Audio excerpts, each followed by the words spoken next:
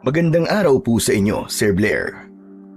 Lalong-lalo na po sa mga giliw ninyong tagapakinig at taga-suporta sa inyong mga YouTube channel na The Voice Addict at mga kwento ni Apong Isaac.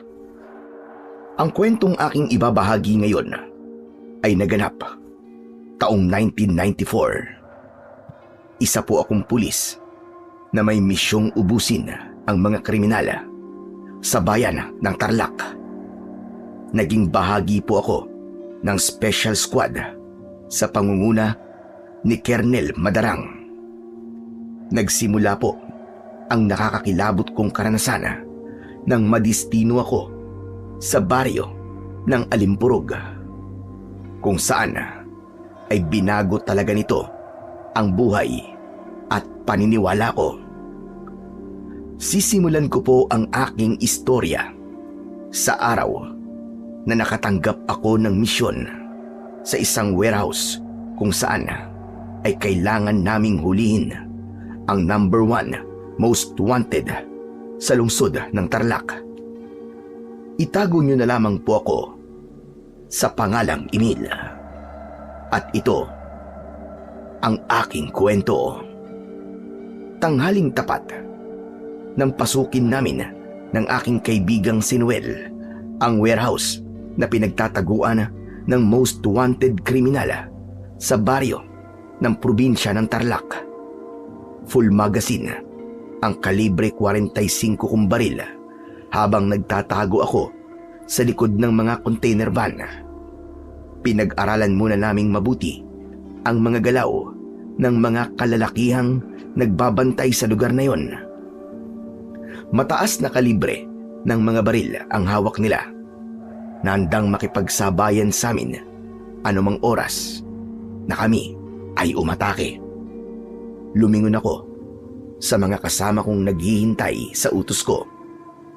Itinaas ko ang kamay ko, saka ako tumingin sa kaibigan ko. Tumango naman si Noel bilang senyas na handa na ang lahat. Ang order sa amin nang nakatataas, shoot to kill. Nang masiguro kong yun na ang tamang pagkakataon, ibinaba ko na ang kamay ko bilang hudyat sa pag-atake. Unang hakbang, warning shot ang agad na umalingaw-ngaw sa paligid. "Pulis to! Walang kikilos sa masama!" Nanlaki ang mga mata ko nang agad silang nagpaputok ng baril para gumanti sa akin. Mabilis akong nakaiwas at gumanti rin sa kanila ng putok. Umalingaw-ngaw ang palitan ng mga putok ng baril sa pagitan namin at ng mga kalaban. Bumulagta ang dalawang lalaki. Maya-maya pa, may lumabas na 2 pang lalaki mula sa loob ng warehouse. Nakipagsabayan sila sa amin ng putok ng baril. Parang patintero ang naging labanan sa pagitan naming mga pulis at ng mga kriminal. Wala silang balak magpahuli ng buhay. Nag-unahan kami sa pagtago dahil halos paulanan kami ng mga bala. Saglit akong nagkubli sa likod ng container van. Umikot ako sa kabila. Saktong paglabas ko sa pinagtataguan ko, nagpaputok ako ng baril sa mga ito. Tinamaan ko sila sa pagitan ng kanilang mga mata. Sabay silang bumagsak sa semento habang bumubulwak ang kanilang dugo mula sa nabutas nilang noo.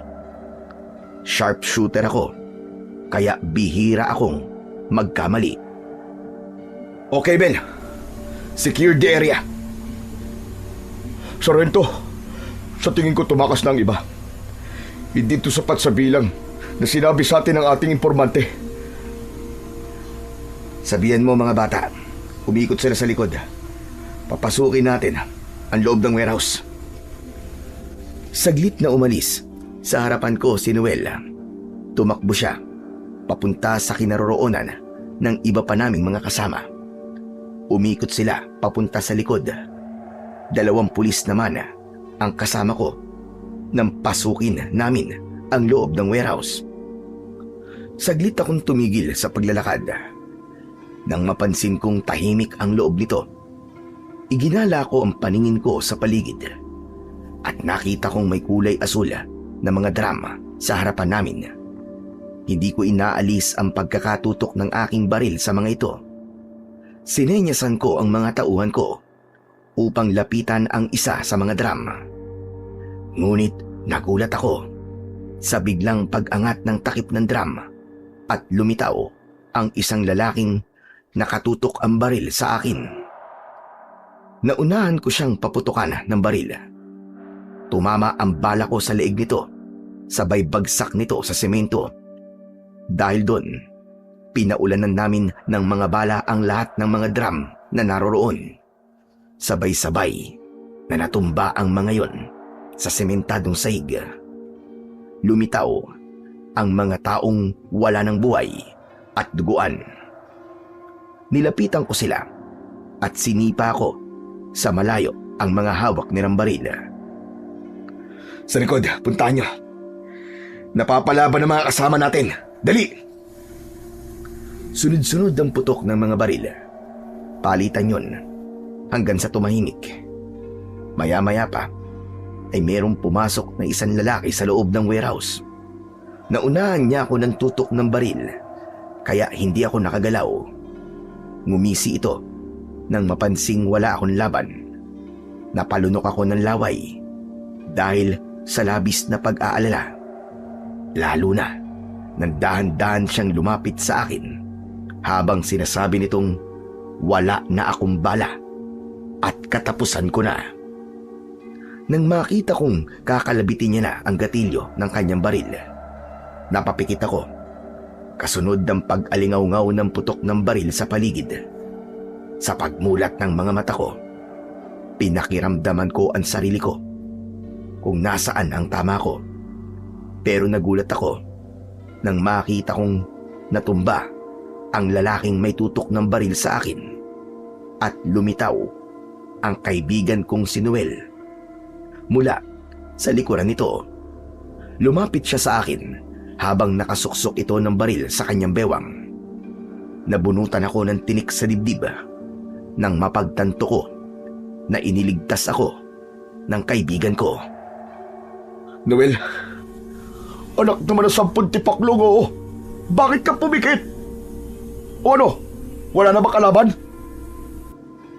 Wala na siguro, tol. Yan na sigurong natira. Pre, muntik na ako dun, ha. Salamat dumating ka. Sabay tapik sa balikat ko ni Noel. Hindi ako makapaniwalang buhay pa ako ng mga oras na yon. Pabihira ka naman kasi, pare. Sukat ba naman pumikit ka eh? Wala eh. Naubusan na ako ng bale. Sus! Di sana nakipagsabayan ka na lang kaysa matigok ka. Naunahan ako nung gagawin ko. Sa susunod, huwag ka kasing sugod ng sugod. Kung hindi lang mataas ang ranggo mo sa akin eh. Katakot-takot na sermon ang aabuti mo sa akin. Oo na. Basta, kapag nandiyan ang mga kasama nating pulis, huwag mo akong kakausapin ng ganyan, ha. Baka pag-initan ka nila, sige ka. Bakit nila ako pag-iinitan? Di, sumipsip din sila sa'yo. Huwag nilang pakialaman ang diskarte ko. Oo na. Sabay akbay ko sa kaibigan ko nang lumabas kami sa warehouse. Nang maipon namin ang mga bangkay, ay nagtungo kami sa presinto. Inireport namin ang matagumpay naming paghuli sa mga kriminal. Isang bagay na hindi nagustuhan ng human rights attorney na si Lea Sandoval. Kaya, nang makasalubong kami sa opisina ng superior namin, alam kong siya na naman ang nagreklamo sa akin. Pare, huwag na muna tayong pumasok sa loob ng opisina ni Sir. Kumain muna tayo, tara. Ay nako, konting hakbang na lang sana eh. Tara na. Mukhang alam ko na kasi mangyayari sa loob eh. Nakita mo naman, di ba? Kalalabas lang ng opisina ni Lea. Oo nga no, kung sa bagay tama ka. Tara na nga. Masaya kaming nagtungo sa karinderya na malapit sa presinto namin. Sa kalagitnaan ng pagkain namin ni Noel, nagpaalam itong iihi muna. Kaya naiwan akong mag-isa sa lamesa. Pero nakakailang subo pa lang ako ng kanin nang bigla kong napansin ang paghablot ng isang lalaki sa bag ng isang babaeng buntis. Dahil nakipaghilahan ng buntis, sinipa ng lalaki ang tiyan ng babae. Mabilis akong lumundag sa bintana ng karinderya. Sabay bunot ko ng baril at hinabol ang snatcher. Tumakbo ito, papasok sa isang maliit na eskinita. Nagbigay rin ako ng warning shot para tumigil ito. Ngunit mas binilisan pa ng lalaki ang pagtakbo para makatakas. "Tigil! Pulis to!" Wala na akong nagawa, kundi ang paputukan siya ng baril. Tinamaan siya sa kanyang balikat. Daplis, kaya nakatakbo ito at nakapagtago sa isang abandonadong bahay. Pumasok ako sa loob ng bakuran nito at nawala sa paningin ko ang snatcher. Inilinga ko ang paningin ko sa paligid, pero hindi ko na nakita ang lalaki. Maya-maya pa, biglang may sumipa sa aking kamay, kaya nabitiwan ko ang baril. Inatake ako ng holdapper gamit ang hawak niyang kutsilyo. Sinabi nito na kung mapapatay niya raw ako, ay panlabing isa na raw akong pulis na mapapatay niya. Ako, hindi mo ba ako tatanungin kung magiging pang-ilan ka na sa mga kriminal na napatay ko? Ngumisi ang lalaki at itinutok niya sa akin ang patalim nito. Sabay wasiwas sa ere habang lumalapit sa akin. Iniwasan ko ang kanyang pag-atake. Gumanti ako sa kanya ng dalawang magkakasunod na sipa na tumama naman sa kanyang dibdib at sikmura. Bumagsak siya sa tabi ng baril ko. Nang dadamputin niya yon, ay mabilis ko siyang inunahan. Nakuha ko agad ang baril at pahiga akong nagpaputok ng baril. Bumaon ang bala sa pagitan ng kanyang mga mata. Bumangon ako para lapitan ang snatcher. Dilat ang kanyang mga mata na mayroon pang umaagos na dugo mula sa butas nitong noo. Dinampot ko ang bag, pero nakarinig ako ng yabag ng paa mula sa likuran ko. Mabilis kong itinutok ang baril sa pinagmumula ng ingay at nakita ko ang kaibigan kong si Noel na mabilis nagtaas ng dalawang kamay. "Pare, teka! Ako to!" Anak ng putya, nagulat ako sa iyo ha. Ba't di ka agad nagsalita? Muntik tuloy kitang maputokan eh. Alam ko naman mabilis sa mga mata mo eh, kaya hindi mo agad makakalabit ang gatilyo. Ibinaba ni Noel ang dalawa niyang kamay. Saka siya lumapit sa akin at tinignan ang sinapit ng snatcher. Grabe ka talaga, pare. Hindi ka talaga bumubuhay ng kriminal. Hiyari ka na naman niyang kay Lea. Pabayaan mo siya. Kesa naman akong patayin yan. Hindi ako basta-bastang pumapatay ng kriminal, pare. Lalo na kung hindi napapatunayang nagkasala siya. Basta mag-iingat ka palagi, pare ha. Baka maulit sa'yo yung nangyari kanina. Ay nako, umihilang ako, sumugod ka na kagad. Di mo na ako hinintay. Pare, nakita ko eh. Inagawan niya ng bagyong babaeng buntis. Sinipa pa. Kailangan namang hintayin pa kitang matapos umihi bago ako rumisponde. Kaya anong gagawin ko? E di hinabol ko na kagad kesa makatakas pa. Wala kang takas. Tigok eh. Dilat pa ang mga mata. Nilagyan mo na naman ng tingga sa noo, pare. Ay nako, pambira ka naman, oo. Talagang hinabol mo pa hanggang dito ah. Eh anong gagawin ko? Dito tumakbo eh. Isa pa, baka may mga kasama siya rito, pare, alerto ka. Wala siyang kasama. Talagang mag-isa lang kumilos ang taong yan. Parang ang namumukhaan ko siya. Siya yung patong-patong ang kaso sa salang panghablot ng bag at pagpatay sa kanyang mga nagiging biktima. Ang alam ko nga eh, maraming pulis na rin ang nayari niyan eh. Tama lang palang nangyari sa kanyang yan. Oo pare, sobrang talaga lokong yan. Grabe no, ang tatapang nila. Kahit nakikita tayo, yung mayari pa rin. Oo nga eh. Oo nga pala pare.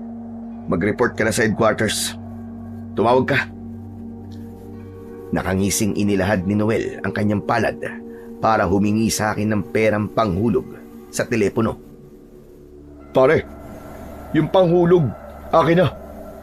Ha? Anong panghulog? Di panghulog sa telepono. Abonohan mo na muna. Pare, kahit amuin mo ko, hindi ako makangamoy piso. Wala akong kabarya-barya sa bulsa, ano ka ba? Habang nagsasalita si Noel, palayang ka pa ako sa bulsa ko. Mabuti na lang at meron akong nahawakan 3 piso. Ang telepono nung panahong yun ay kailangan hulugan ng piso para makatawag kung kanino. Pambihira ka naman oo. Panglugaw ko pa to eh. O yan. Sus, napakakuripot mo naman. Wala man lang bang pang merienda? Sige na. Hihirit ka pa eh. Napapailing na lang ako nang itulak ko palayo si Noel. Pero bigla siyang tumigil sa paglalakad at muli siyang nagsalita. Pare, siya nga pala. O ano yun? Bukas pare, magre-report na naman tayo sa Antay-Mago. Magiging sikreto na tayo pare. Yung hindi mo na kailangan mag-uniforme ng ganito. Oo nga pala no. O bukas ha, huwag mong kalimutan ha. Oo na. Wala, sige na. Mag-iingat ka. Tinapik niya ako sa balikat, saka siya umalis. Ang Antay-Mago ay lihim na organisasyong humuhuli sa mga aroganting pulis. Sila ang priority namin para matigil na ang paggawa nila ng kabalbalan sa batas. Hindi namin kailangan magsuot ng uniforme dahil kailangan naming magpanggap na sibilyan. Pagkalipas ng 2 araw, magmula nang mapatay ko ang snatcher, naging sikat ulit ako sa mga pahayagan. Naging mabango na naman ako sa mga kawani ng nagpapatupad ng human rights. Hindi ko alam kung bakit madalas akong pag-iinitan ng kanilang abogadang si Lea Sandoval. Kaya mabanggit pa lang ang pangalan niya ay umiinit na kagad talaga ang dugo ko. Isang umaga, habang nasa karinderya kami ni Noel, ay pinag-usapan namin ang tungkol sa armor ban. Tinambangan ito ng mga rebelding kawatan, kung saan ay pinatay nila ang lahat ng mga sakay ng armor ban at idinamay pa nila ang 2 sibilyan. Sobra na ang karasang nangyayari dito sa Tarlac pare. Wala na sino ah. Lahat pinapatay. Kaya nga eh. Masisisi mo ba ako kung bakit kamatayan din ang hatol ko sa mga kriminal na yan? Hindi naman kita sinisisi pare. Gusto ko nga ginagawa mo eh. Kaya lang, hindi talaga nating may iwasang may masasagasaan tayong malaking sindikato. Aba, mahirap na. Baka may tao na pala silang inupahan para patayin ka pare. Hindi natin alam ang galaw ng mga kalaban natin. Tiwala ako sa impormante nating si Ato. Kikilos pa lang ang kalaban para patayin ako. Napipigilan na kagad sila ni Ato. Ay nako. Ako lang naman pare, nagpapaalala lang. Tsaka, concern lang ako sa'yo pare. Ano nga palang balita kay Ato? May impormasyon na ba mula sa kanya? Wala pa eh. Pero, nakapasok na siya sa grupo ng mga rebelding tumangay ng pera sa armor ban. Si Ato ang nag-iisa kong impormante o asset na marami ng nare-resolbang kaso. Nang mga sandaling yon, ay kabilang si Ato sa grupo ng mga holdapper na siyang sunod na target namin. Naghihintay lang kami ng utos mula kay Colonel Madarang. Ayon kay Ato, may lakad sila ngayon. Balak nilang pagnakawan ng bangko na malapit sa palengke. Ang mga anak ng putya. Sa ilalim ng lupa dumaan. Pakisabi kay Ato na mag-iingat siya dahil baka mahalata siya ng kalaban at hindi siya umabot ng buhay. Madalas ko naman siyang pinapaalalahanan eh. Kaya nga sabi ko sa'yo, dagdagan mo ang kanyang sweldo. Aba, Dumadaan na siya sa ilalim ng lupa. Baka sunod niyan, sa ilalim na ng bulkan, pare. Puro ka namang kalokohan eh. O ano? Wala pa bang tawag mula sa presinto? Umiling si Noel bilang tugon niya sa tanong ko. Nang mga oras na yon, ay wala akong kaalam-alam na nasa panganib na pala si Ato. Nahuli siya ng pinuno ng mga holdapper at binaril. Kaya nakatanggap kami ng balita mula sa kasamahan naming pulis na nasa ospital na raw si Ato at nag-aagaw buhay. Nagkatinginan kami ni Noel at bumakas sa mukha namin ang labis na pag-aalala. Wala kaming inaksayang oras. Sakay ng owner-type jeep ay agad kaming nagtungo sa ospital. Sa emergency room kami dumiretso. Saktong nakasalubong namin ang mga nurse at isang doktor. Habang tulak ng mga ito ang stretcher na kinahihigaan ni Ato, nakabuka ang kanyang bibig habang hawak nito ang dibdib na may tama ng baril. Sa dami ng dugong nawala sa kanya, malabo nang makaligtas pa siya. Hinawakan ko ang stretcher para pigilan ang pagtulak ng mga nurse. Teka, sandali lang. Umalma kagad ang dalawang babaeng nurse. Galit silang nagsabi na paraanin sila dahil kailangan ng agarang lunas ng pasyenteng si Ato.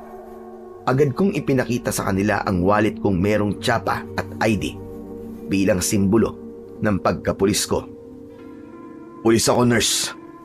Kailangan ko lang siya makausap. Humarang ang doktor at sinabi nitong wala raw siyang pakialam kahit pulis pa ako. Nag-aagaw buhay na raw ang pasyente at mas kailangang gamutin. Saka na lang daw ako magtanong.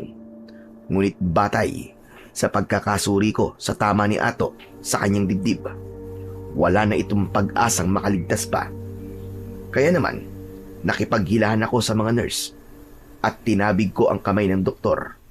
Si Noel naman ang humarang sa mga ito para makausap ko ng maayos si Ato. Kahit na ano pa ang gawin nyo, hindi na magtatagal ang buhay ng taon to. Kaya wag na kayong magmatigas. Mas importanteng makausap ko siya. Hindi nakapagsalita ang doktor, kaya agad ko nang kinausap si Ato. Ato, si Emil to. Ato! Hindi na halos ako marinig ni Ato. Idagdag pa ang muling pagsasalita ng doktor para pigilan ako. Sinabi ng doktor na hindi na kayang magsalita ng pasyente dahil malubha raw ang tama nito. Pero mas nanaig ang kagustuhan kong malaman kung saan nagkukuta ang mga holdapper. Hindi ko na sana papansinin ang makulit na doktor, pero dahil sa ingay nito, hindi ko naiintindihan ang sinasabi ni Ato. Kaya naman, binunot ko ang baril at itinutok ko yun sa mukha ng doktor. Kapag hindi ka pa tumigil sa pagsasalita mo, pasasabugin ko ang bibig mo. Biglang namutla ang doktor habang nakatingin siya sa dulo ng baril ko. Pwede ba? Huwag kang makialam. Trabahong pulis to. Naramdaman ko ang kamay ni Noel sa braso ko. Pilit niyang ibinababa ang kamay ko habang nakatutok pa rin ang baril sa mukha ng doktor. Pare, doktor yan pare. Sasabit tayo dyan. Konting lamig lang. Ang kulit eh. Doktor siya. Dapat alam niya na hindi na mabubuhay ang taong to. Kailangan ko malaman ang kumpletong detalye ng lugar ng pinagkukutaan ng taong bumaril sa kanya. Oo na pare, ibaba mo ng baril mo. Saka ko lang ibinalik ang baril sa bewang ko at muli kong binalingan si Ato. Ato, pasensya ka na. Ato, naririnig mo ba ako?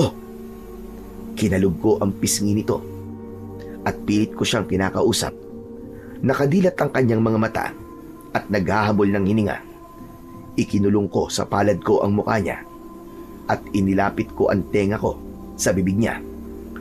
Ato, makinig ka. Saan ko sila matatagpuan? Nang marinig ni Ato ang boses ko, hinawakan niya ang kamay ko at tinawag niya ang pangalan ko. Nang sandaling yon, Galit ang nararamdaman ko sa mga taong bumaril sa impormante ko. Ako to, Ato! Magsalita ka, Ato! Magsalita ka! Saan ang hideout nila? Ato, magsalita ka. Ituro mo sa amin kung saan sila nagtatago. Ato, saan ang hideout nyo? Sabihin mo! Inilapit ni Ato ang kanyang bibig sa tenga ko. Malinaw ko narinig ang address kung saan naroon ang pinagtataguan ng pinuno ng mga holdapper. Nakilala ko sa pangalang Rex ang taong bumaril sa aking informante. Si Rex ay isang dating pulis. Ahol siya at naging leader ng mga holdapper. Kasunod ang paghugot ng malalim na hininga ni Ato, bumagsak ang kanyang kamay at nanigas ang kanyang katawan. Dahan-dahan kong inilayo sa kanya ang mukha ko. Nang mapagtanto kong patay na siya, dala ng labis na galit, sinuntok ko ng malakas ang pader. Ang hayop na Rex na yun! Papatayin ko siya! Papatayin ko siya! Nangilid ang luha ko nang tumingin ako kay Noel. Masakit para sa akin ang mawalan ng mahusay na asset. At hindi lang siya basta asset, para ko na rin siyang kapatid at malalim na rin ang aming pinagsamahan. Inasikaso muna namin ang bangkay ni Ato bago kami kumuha ng arrest warrant para kay Rex. Pagsapit ng gabi, pinuntahan namin ang lugar na pinagkukutaan ng mga holdapper. Kasama ko ang mga tauhan ko at si Noel. Humantong kami sa isang abandonadong ospital na matatagpuan sa gitna ng gubat. Maingat kaming sumandal sa pader at pinakiramdaman ang galaw ng mga kalaban sa loob hanggang sumapit kami sa tapat ng bintanang bakal.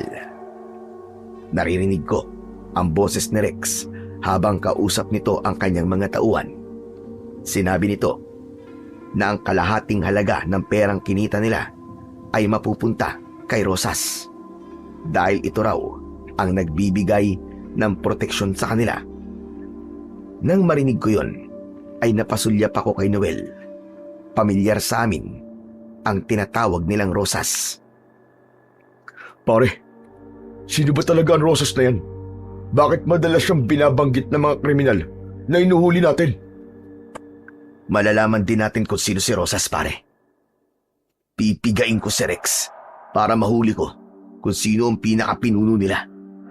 Hindi ko palalampasin ang ginawa niya kay Ato. Ikinasa ko ang baril ko. Hudyat ko yon para umatake.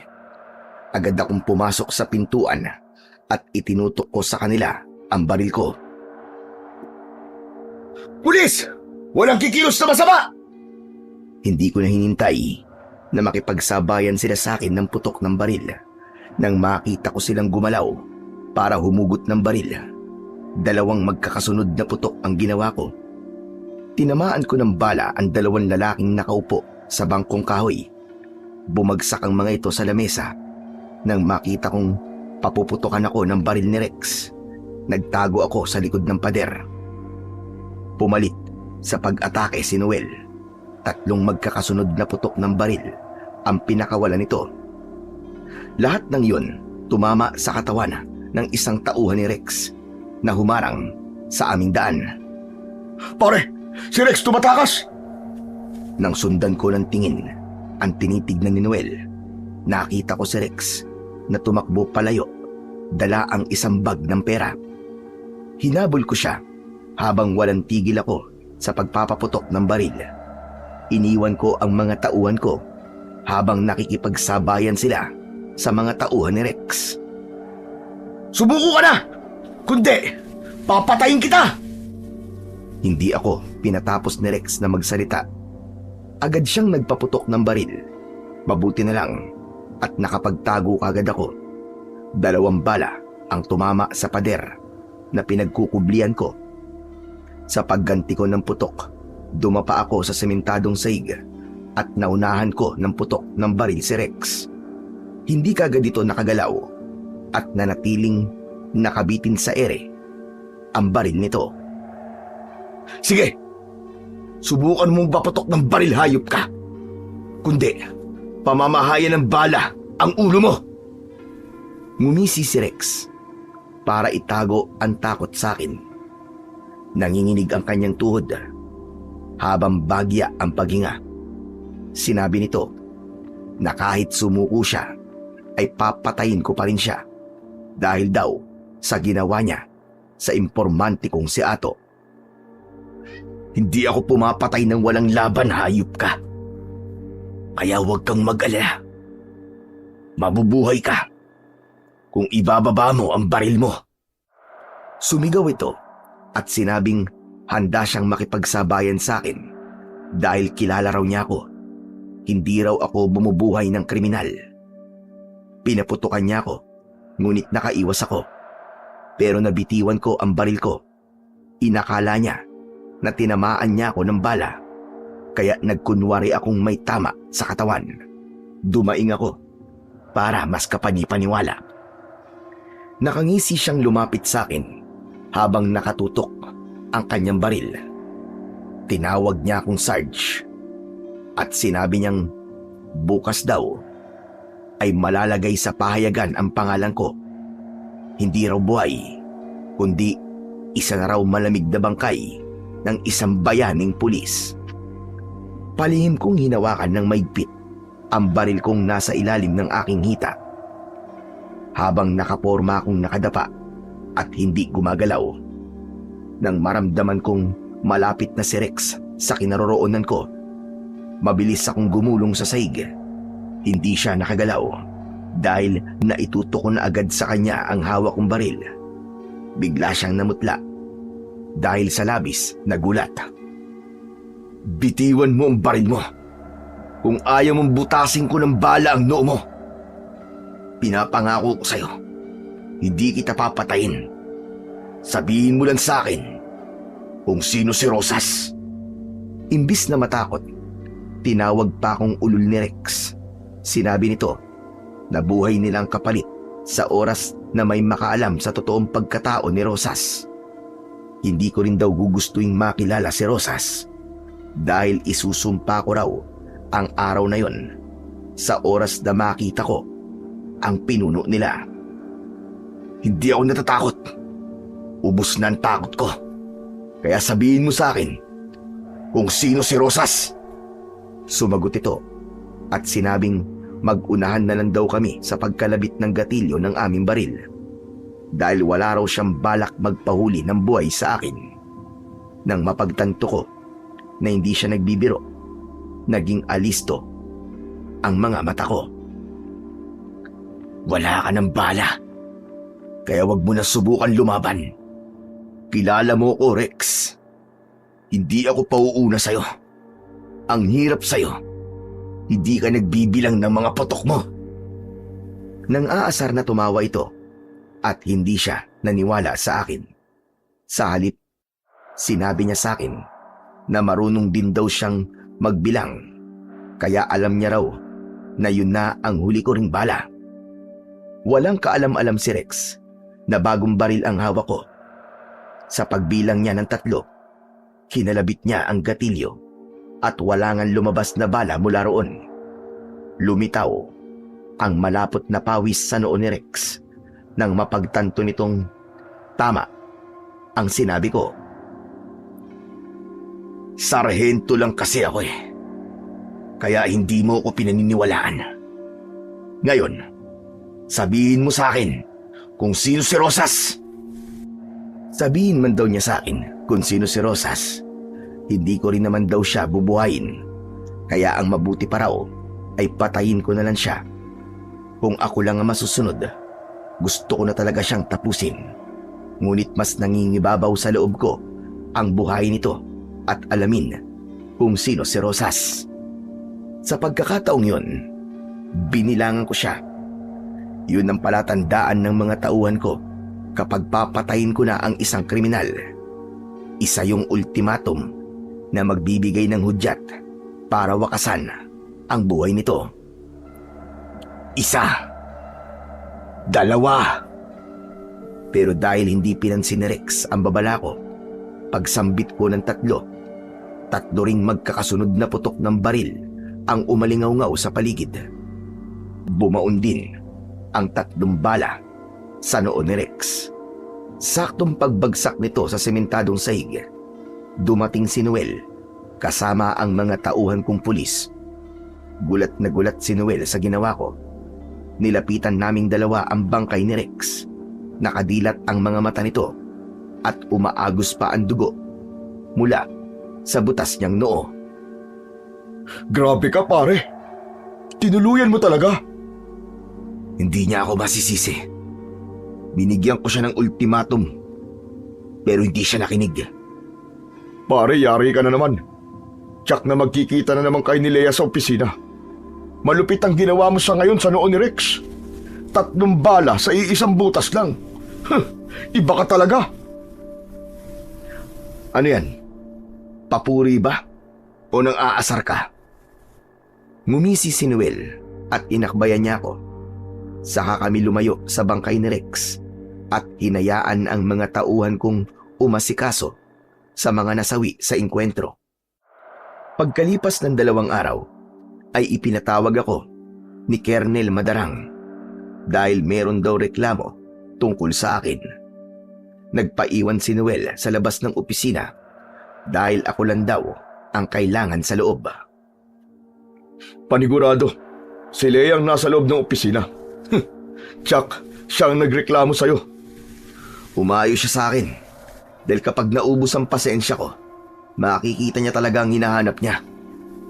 Hala, sige na, pumasok ka na sa loob, pare. Hihintayin na lang kita rito sa labas. Hindi nga nagkamali si Noel sa sinabi niya. Dahil pagpasok ko sa loob ng opisina, si Lea ang nadatnan ko. Namumula siya sa galit habang dinuduro niya ang mukha ko sa harap ni Colonel Madarang. Isang kriminal na pulis ang taong to. Siya ang pumatay kay Ato Santos. Nang pigilan niya ang doktor, nagagamot sana kay Ato. O Emil, anong masasabi mo ngayon sa mga paratang sayo ni Atty. Sandoval? Hindi ko sinagot ang tanong ni Colonel Madarang. Sa halip, lumapit ako kay Lea at sinalubong ko ng tingin ang mga titig niya. Hindi ko alam kung bakit mainit ang dugo sa akin ni Lea. Kahit saan ako magpunta, palagi siyang nakasunod at nakabantay sa lahat ng mga ginagawa ko. Attorney, ilang tao na ba nakita mong nasa bingit ng kamatayan? Yung bang isang langgam na lang ang hindi pa nakakapirma ay mamamatay na? Hindi ako nagpunta rito para sagutin ang mga tanong mo. Nagpunta ka rito para paratangan ako, hindi ba? Isa kang human rights lawyer. Kaya dapat alam mo rin na karapatan kong ipagtanggol ang sarili ko. Bakit? Naragabyado ba kita?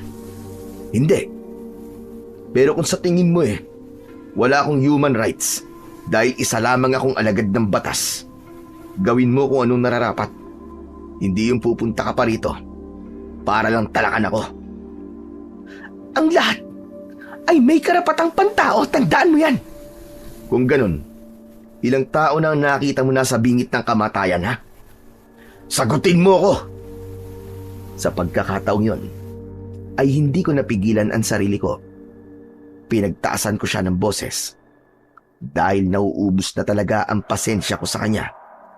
Pero mas mataas ang boses ng dalaga at naningkit ang kanyang mga mata dahil sa labis na galit. Wala kaming pakialam sa mga taong nasa paligid namin. Huwag mo akong sisigawan! Hindi kita sinisigawan. Mahilig kang mambintang pero wala ka namang alam. Sino walang alam? Ikaw! Ikaw! Ikaw ang walang alam sa mga karapatang pantao! Dahil mataas na ang boses namin ni Lea habang nagtatalo, sumabad sa usapan namin si Colonel Madarang.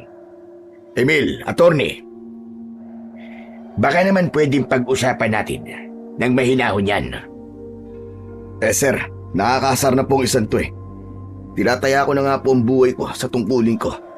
may mga ganito pang klaseng tao ang hahamak sa pagkatao ko. Ang buhay mo lang ang mahalaga sa'yo. Bakit? Ang buhay mo hindi ba mahalaga sa'yo? Emil, sandali lang. Ang hirap po kasi sa mga taong yan, sir. Ang galing magtanong, pero kapag sila na ang tinatanong mo, allergic sumagot.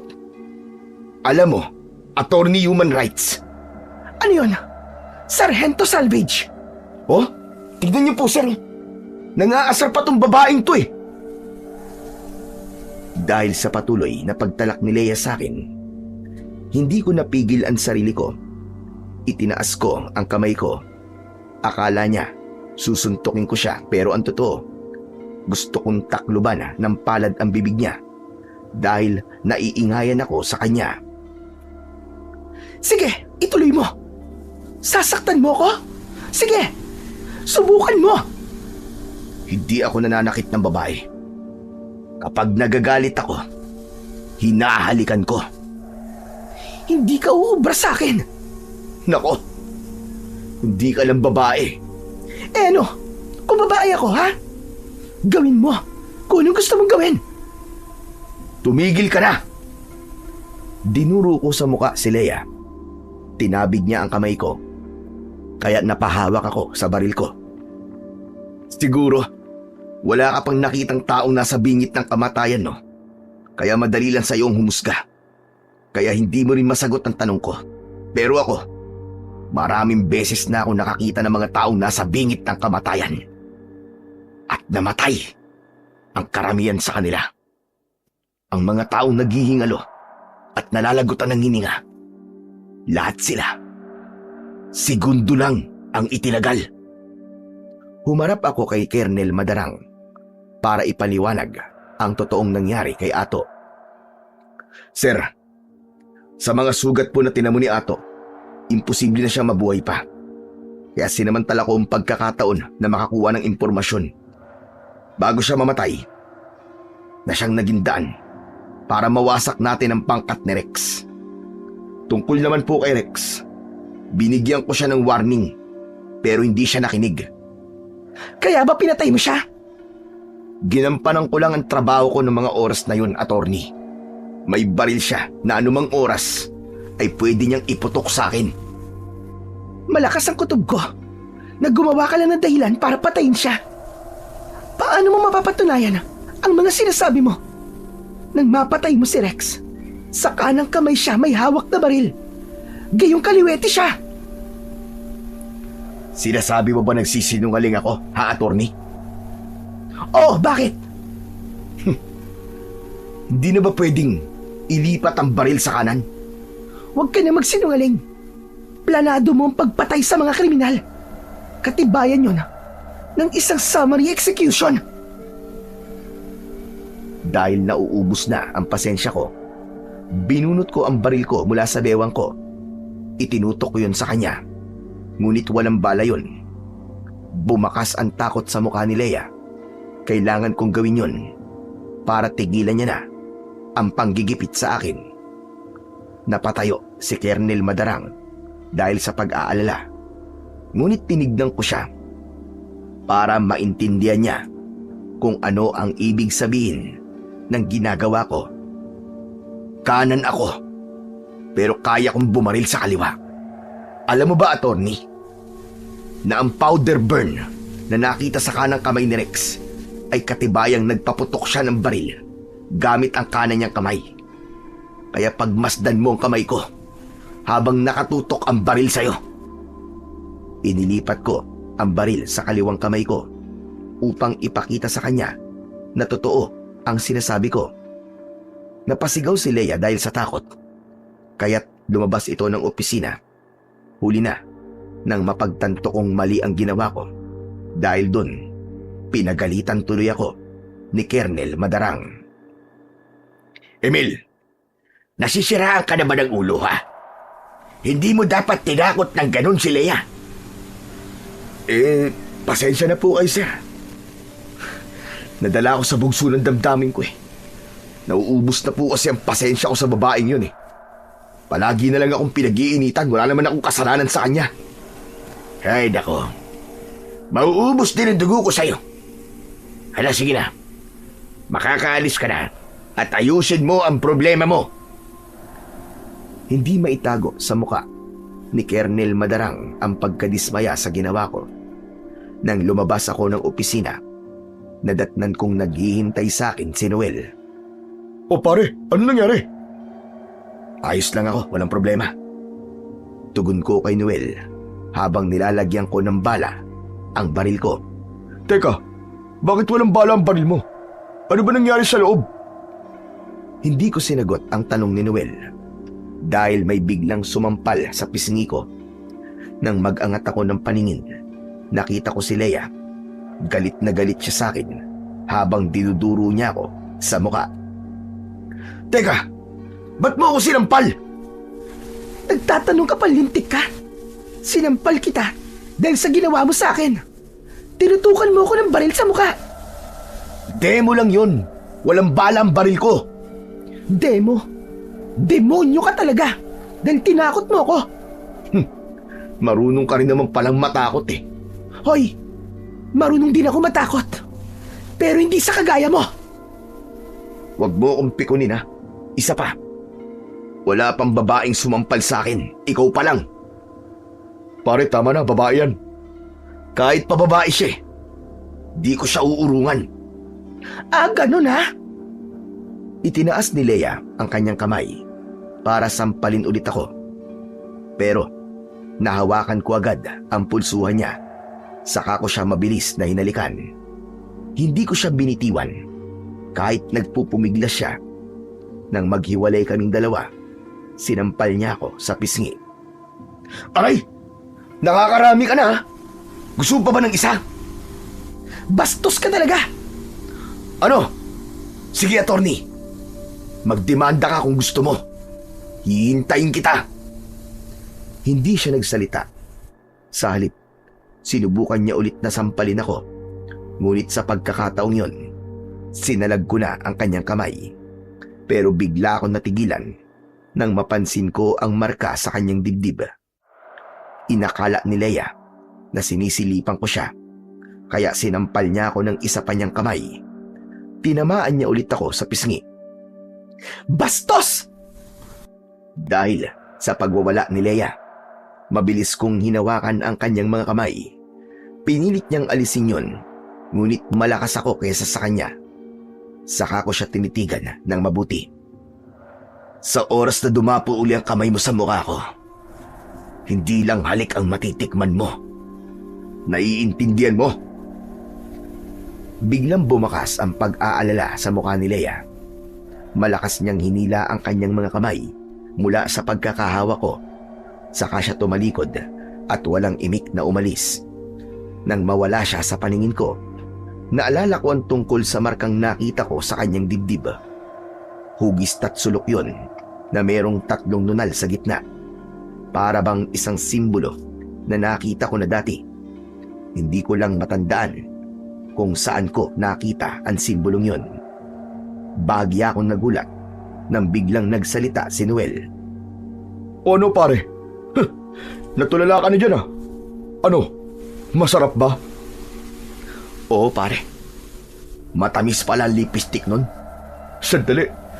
Halika nga. Magkape na muna tayo. Oo, sige pare. Ako ang taya. Di na kailangan ng asukal nito. Matamis na ang labi ko eh. Puro ka talaga kalokohan eh. Pati ba naman si Leia pinatulan mo? Ang taray eh. O paano? Tara na.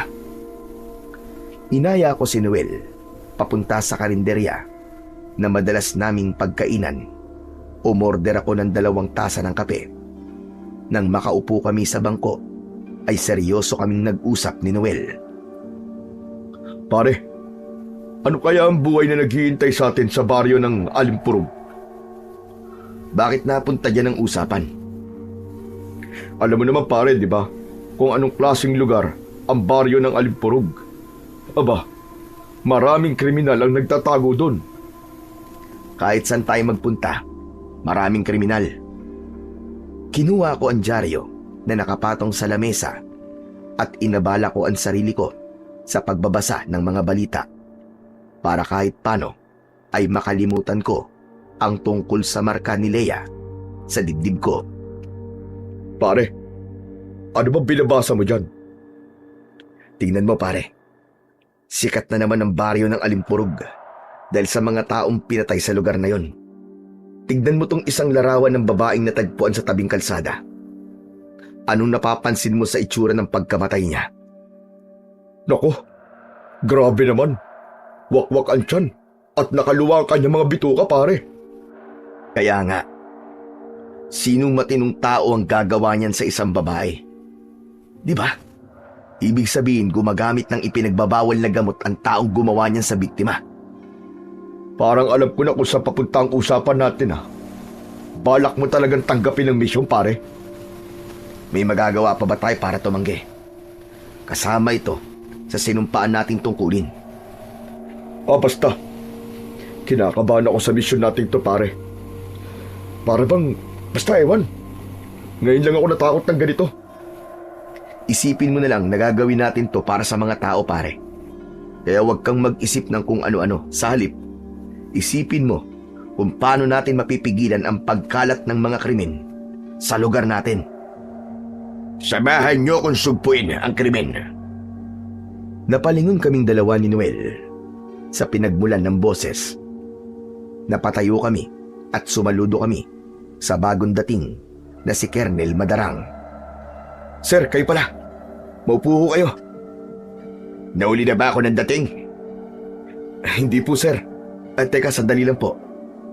Ano po bang pag-uusapan natin? Tungkol sa misyon. Alam mo, Emil, ang sunod-sunod na patayan, kidnapping, bank robbery, at pagpatay sa mayamang mga negosyante ay dapat nang matigil. Ano sa palagay mo? Nang hindi ako sumagot sa tanong ni Colonel Madarang, ipinagpatuloy niya ang pagpapaliwanag. Emil, malaki ang may tutulong mo sa grupo ko. Ano pong ibig niyong sabihin, sir?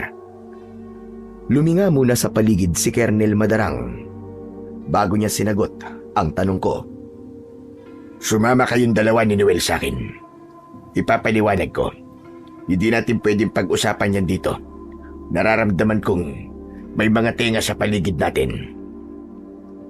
Nang maintindihan namin ni Noel ang ibig sabihin ni Colonel Madarang, tumayo kami sa upuan at tahimik kaming umalis sa lugar na yon.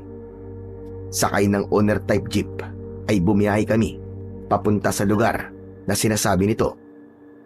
Habang nasa sasakyan kami, ay pinagpatuloy namin ang pag-uusap ni Colonel Madarang.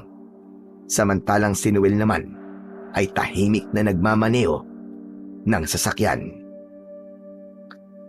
Marami kasing hindi na nakakaunawa na kung hindi ka papatay, ikaw ang mapapatay. Maras sa mga kriminal, kailangan maging maras ka rin sa pakikipaglaban sa kanila. Yun ang punto ko. Kailangan ng grupo ko ang katulad mo. Gusto ko ang prinsipyo mo, palaban at walang inuurungan, dahil hindi magiging madali ang misyong ito. Ano pong ibig niyong sabihin, sir? Ang baryo ng Alimpurog ay isang lugar na mahirap pasukin. Maraming mga pulis ang sumubok na pasukin yon, ngunit lahat sila ay hindi na nakabalik. Nagkatinginan kami ni Noel sa salaming nasa unahan ng sasakyan. Bumakas sa kanyang muka ang pag-aalala. Napag-alaman ko na doon nagtatago at tinatawag nilang si Rosas. Kung Rosas, ibig sabihin po, babae? Hindi ako sigurado sa totoong pagkatao ng pinunong ito. Ngunit hawak niya ang lahat ng mga sindikato sa lugar natin. Kung bibilangin ang mga taong pinatay na mga tauhan niya, aabot na sa bilang na 500. Nang marinig ko yun, bigla akong kinabahan. Tama si Noel. Delikado talaga ang misyon namin. Emil, marami pa ang buhay na pwedeng mawala kapag hindi mo ko tinulungan. Tulungan mo kung sugpuin ang kasamaan. Hulihin natin si Rosas. Medyo nahihiwagaan po ako sa baryong tinutukoy niyo, sir. Mukhang hindi biro ang mga tauhan ni Rosa sa lugar na yon. Tama ka. Kaya nga bumuo ako ng pangkat na tutugis sa kanilang lahat. Kailangan malaman natin kung sino si Rosas. Bakit po kaming dalawa ni Noel ang napili niyo? Emil, alam ko ang mga record ninyo sa departamento. Ang mga kagaya nyo, ang kailangan ko. Kailangan po saan, sir? May utos buhat sa itaas. Ang utos sa akin, bumuo ng isang special squad. Ang misyon, pasukin ang baryo ng Alimburog. Handa po kaming tumulong sa inyo, sir. Tinatanggap ko po ang misyon. Pagkalipas ng kalahating oras na biyahe, narating namin ang isang simpleng kubo na gawa sa kawayan at kugon. Nakatayo yun sa gitna ng fish pond. Napansin kong may 2 lalaking naghihintay sa amin sa target range. Tama lang pala dating natin. Nandito na rin sila. Siya nga pala, Noel, Emil, ang 2 lalaking yon ang makakasama nyo sa grupong binuo ko. Tatawagin tayong Matangkuago Squad. O siya, tara na. Lapitan natin sila. Tumigil ang 2 lalaki nang lumapit kami. Humarap sila sa amin at bakas sa kanilang muka ang pagtataka. Siya nga pala mga kasama. Siya si Sargento Emil Rigodon. Kasama niya ang buddy niya na si Noel Ventura.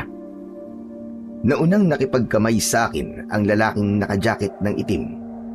Nakilala ko siya sa pangalang Epi Miranda, isang sarhentong na destino sa Cebu. Ayon kay Colonel Madarang, sharpshooter din, nakagaya ko si Ipe. Sunod na ipinakilala sa amin ni Noel ay si Sargento Lito Ignacio, na destino siya dati sa Mindanao pero ngayon ay lumuwas ng Tarlac para sa misyon. Dahil bago lang kami sa kanila, hiniling ni Sargento Ignacio na subukan ang kakayahan ko sa paghawak ng baril. Napangiti naman si Colonel Madarang nang tumingin siya sa akin. Kaya naman, tinanggap ko ang hamon. Agad kong ipinakita ang husay ko sa paggamit ng baril. Nang handa na ako, 3 magkakasunod na putok ng baril ang narinig nila. Pagtingin nila, sa shooting target paper, 1 butas lang yun sa gitna. Bakas ang 3 bala ng baril na tumama roon. Kaya naman, walang nakapagsalita sa kanila. Si Colonel Madarang ang agad na nakabawi sa pagkabigla. Siguro naman, pwede na tayo magsimula. Pwede na po, sir. Tara sa opisina. Doon natin pag-usapan ang mga plano. Naunang naglakad si Colonel Madarang. Saka kami sumunod sa kanya. Nagpahuli naman ang 2 naming mga kasama. Habang naglalakad kami, ay inakbayan ako ni Noel dahil sa labis na tuwa. Pare, nakita mo ba ang reaksyon ng mukha nila kanina? Bakit kasi ginalingan mo? Pabira ka, oh. Kailangan yon, pare, para hindi nila isipin na mahina ako. Maya-maya pa ay narating namin ang sementadong bahay na nakatayo sa gitna ng kakawyan. Sa paligid ay merong mga halaman ng orkidyas. Maganda ang lugar at nalaman ko na yun pala ang bahay ni Colonel Madarang. Pagpasok namin sa loob ng opisina, bumungad sa amin ang maraming certificate ni Colonel Madarang. Mga karangalan niyang nakamit habang ginagampanan nito ang kanyang tungkulin. Sige, maupo kayo. Naupo kaming 2 ni Noel sa bangkong nasa harap ng lamesa ni Colonel Madarang. Maya-maya pa ay pumasok na rin ang 2 na sina Epi at Lito. Bukas ay babiyahe na tayo. Papunta sa baryo ng Alimburog. Meron tayong matutuluyang bahay ron. Wala na tayong poproblemahin. Nakahanda na ang lahat ng mga kakailanganin natin. Saglit na tumigil sa pagsasalita si Colonel Madarang. Hinila niya ang sulong ng lamesa at inilabas nito ang mga larawan, pati na ang mga impormasyon tungkol sa target. Ipauunawa ko sa inyo, hindi magiging madali ang mission natin. Ang mga taong huhulihin natin ay mga ahol na sundalo. Karamihan sa kanila dumaan sa matinding training bilang mga scout ranger. Ngunit tiwala naman ako sa mga kakayahan nyo. Ito ay isang paalala lamang. Nakahanda po kami sa kahihinatnan ng misyon, sir. Ang unang misyon, hanapin ang kanang kamay ni Rosas dahil siya magtuturo sa atin sa kinaroroonan ng pinuno nila.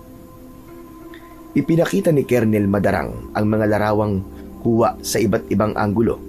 Ipinaliwanag din niya ang naging kaso ng kanang kamay ni Rosas na si Tikboy. Pagkatapos namin mag-usap, ay umuwi kami sa bahay para maghanda ng mga dadalhin. Iisang bahay lang ang inuupahan namin ni Noel, kaya alam ko rin na ang pananahimik niya ay dahil sa kanyang pag-aalala. Kaya naman, kinausap ko ulit si Noel. Noel, sigurado ka na bang gusto mong sumama? Wala nang atrasan to, pare. Gusto ko na rin na mahuli si Rosas, pati na ang mga tauhan niyang pumapatay ng mga inosenteng tao.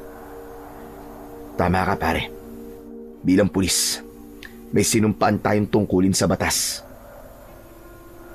Nang hindi kumibo si Noel, napabuntong hininga ko at napako ang tingin ko sa luma kong aparador. Tumayo ako at dumapit ako sa kinaroroonan nito. Binuksan ko ang pinto nito at nakita ko ang lumang kwadradong kahon na gawa sa lawanit o plywood. Binuksan ko yun at tumambad sa paningin ko ang isang lumang medalyon at singsing na may kulay asul na bato sa gitna. Magagamit ko ang mga to. Nararamdaman kong delikadong misyong kinasasangkutan ko. Kinuha ko sa loob ng kahon ang bilog na medalyon ng San Cristobal. Isinuot ko ito sa hintuturo kong daliri. Bahagya naman akong nagulat nang marinig ko ang boses ni Noel mula sa likuran ko. Ano ang mga yan, pare?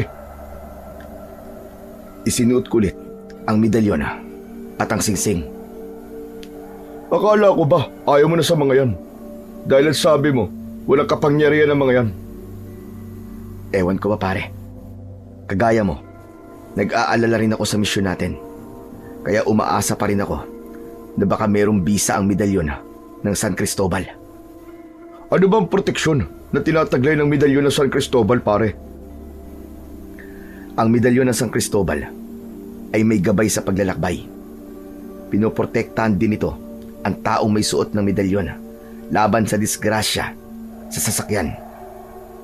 Meron din itong pangkalahatang proteksyon laban sa masasamang elemento.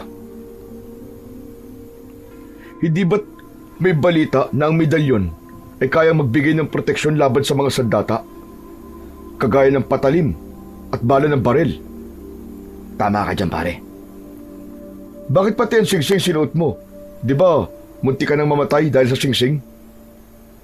Wala naman sigurong masama kung aasa akong may kapangyarihan din to.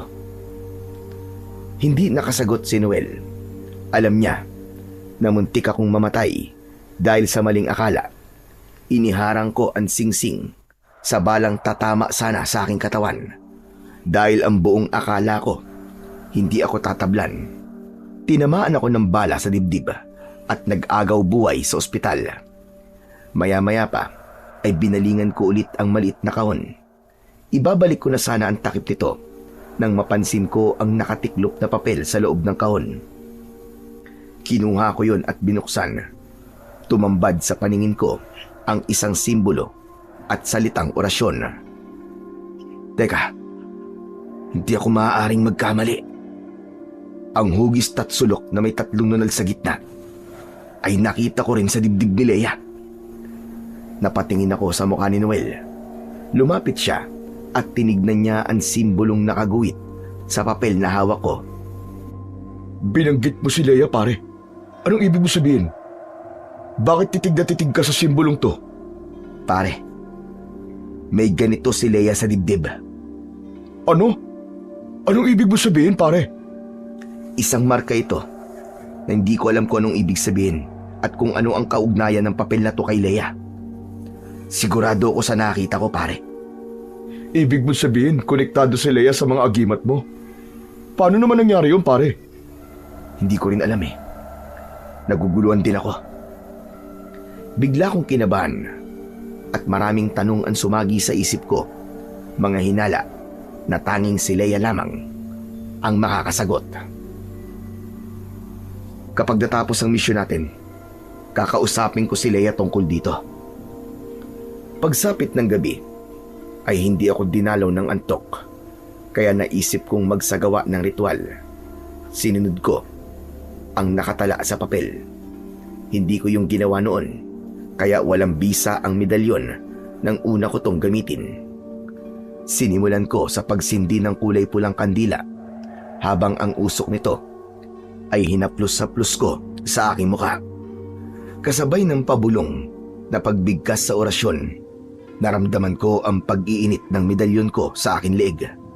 Pagkatapos, napalitan yun ng lamig. Nang matapos ako sa ginagawa ko, saka lamang akong nakatulog ng mahimbing. Kinabukasan ay agad kaming bumiyahe papunta sa baryo ng Alimpurog. 2 oner ang magkasunuran na bumabaybay sa mabatong kalsada. Inabot kami ng gabi sa daan, kaya nakailang palit kami ng gulong. Maya-maya pa ay biglang pumutok ang gulong sa hulihan ng aming sasakyan. Kaya naman, saglit kaming tumigil sa lugar na yon. Pambihira naman, oo. Dito pa talaga tayo nasiraan, pare. Sa lugar na wala man lang bahay na nakatayo. Kapag inaabot ka naman talaga ng kamalasan, oo. Walang pinipiling lugar. Nako, paano na to? Nang bumaba ako ng sasakyan para tignan ng gulong, nakita kong bumaba rin ng owner, sina Kernel Madarang, Ipe at Silito. Lumapit sila sa amin. Ano nangyari, Emil? Pumutok po ang gulong eh. Naku, paano yan? Saan tayo hihingi ng tulong dito? Biglang tumigil sa pagsasalita si Kernel Madarang nang tumingin ito sa unahan ng sasakyan. Diyos ko, anong klaseng nilalang ang mga yan? Lahat kami ay napalingon sa gawi nang tinitignan ni Kernel Madarang. Napaatras kami ng akbang, sabay bunot ng baril at tutok sa mga ito. Sabay-sabay na umangil ang mga ito habang tumutulo pa ang malapot nilang laway. Sir, ano pong klaseng nilalang ang mga yan? Hindi ko rin alam, Emil. Naloko na. Hindi tao mga kalaban natin dito. Magsipaganda kayo! Aswang sila. Aswang gabunan ang tawag sa kanila. Sigurado ko ron. Minsan na silang naikwento sa akin ng lolo Gustin ko. Anong ibig mo sabihin? Ngayon ko lang naintindihan kung bakit walang nakakalabas ng buhay sa lugar na to. Dahil aswang ang mga nilalang na nakatira dito. Ang aswang gabunan ay isang uri ng nilalang na malakas, mabangis at mabilis kumilos. Ang itsura nito ay maskuladong katawan ng isang lalaki. Mabalahibo ang kanilang maitim na balat. Makintab yun na parabang binuhusan ng langis. Ngunit napakaputi ng buhok nito. Umangil lang sabay-sabay ang mga aswang na gabunan. Para silang mga kidlat sa bilis kumilos. Kaya naman, agad kaming nagpaputok ng baril, pero hindi sila tinamaan. Sa pagkakataong yun, nabaliwala ang pagiging sharpshooter namin. Sir, ano pong gagawin natin? Mauubos kagad ang mga bala natin. Tipirin niyo mabuti ang mga bala. Siguraduhin niyo ang pag-atake. Itinutok namin ang hawak naming mga baril sa paligid. Halos hindi namin makita ang mga kalaban dahil sa madilim na paligid. Nang makarinig kami ng mga kaluskos mula sa likuran ng sasakyan, sabay-sabay din kaming napalingon sa gawing yon. Kaya nagulat kami sa biglang paglukso ng mga aswang na gabunan papunta sa aming kinaroroonan. Tig-isa kami ng kalaban, kaya't sumiklab ang labanan. Isang malakas na suntok naman ang tumama sa mukha ko mula sa aswang na unang umatake sa akin. Gumanti ako ng sipa sa tadyang ng aswang, pero hindi man lang ito natinag. Sa halip, umatake siya sa akin ng suntok. Tumama yon sa dibdib ko. Tumalsik ako ng pasadsad sa lupa. Tumayo naman ako kagad at pinaputukan ko ng baril ang kalaban ko. Tinamaan ko ito sa pagitan ng kanyang mga mata hanggang sa bumagsak ito sa lupa. Saka ko nilapitan ang mga kasama ko. Nakipagsabayan ako ng putok ng baril sa mga aswang na gabunan. Lahat sila ay tinamaan ko ng bala sa kanilang katawan. Ngunit bigla kong nabitiwan ang baril nang lumundag sa aking kinaroroonan ang isa pang gabunan na bigla na lamang lumitaw mula sa aking likuran. Kasama ko siyang bumagsak sa lupa. Nagpambuno kaming dalawa ng aswang. Sinalubong ko siya ng suntok na tumama naman sa kanyang leeg. At nagulat ako dahil biglang nagbago ang anyo nito. Bumalik siya sa pagiging tao. Nang hihina itong napaluhod sa lupa. Nagmamakaawa ito na huwag siyang papatayin. Yumuko siya habang magkadaop ang kanyang mga palad. Siya si Tikboy, ang kanang kamay ni Rosas. Sinabi nito na hindi raw niya sinasadya ang pagpatay at paggawa ng masama dahil nasa ilalim daw sila ng kapangyarihan ni Rosas. Sinasabi mo bang kauri mo si Rosas, ha?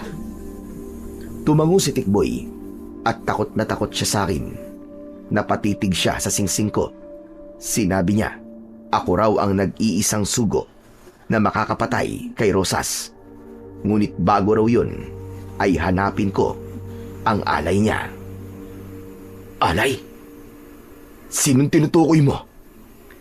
Ipinaliwanag ni Tikboy na kung wala raw ang alay, ay hindi ko raw mapapatay si Rosas.